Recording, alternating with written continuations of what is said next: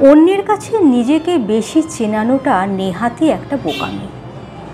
ততটুকুই চিনতে দাও যতটুকু সে চায়, ততটুকুই বুঝতে দাও যতটুকু সে বুঝতে চায়, ততটুকুই পাশে থাকো যতটুকু সে চায়, ততটাই বিশ্বাস ভরসা দাও যতটা সে তোমাকে ভরসা করতে চায়।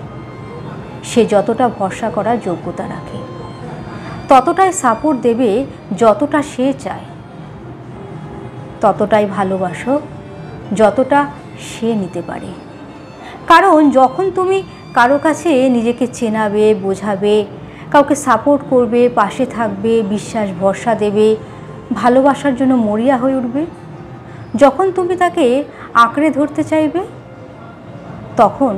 তখন সে তোমার কাছ থেকে নিজেকে আলগা করতে চাইবে।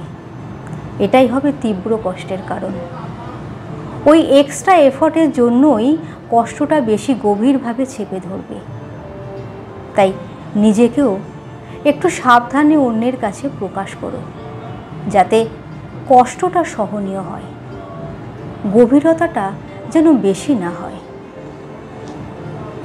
কলমে অনুরাধা ঘোষ, কণ্ঠে শ্রীপর্ণা।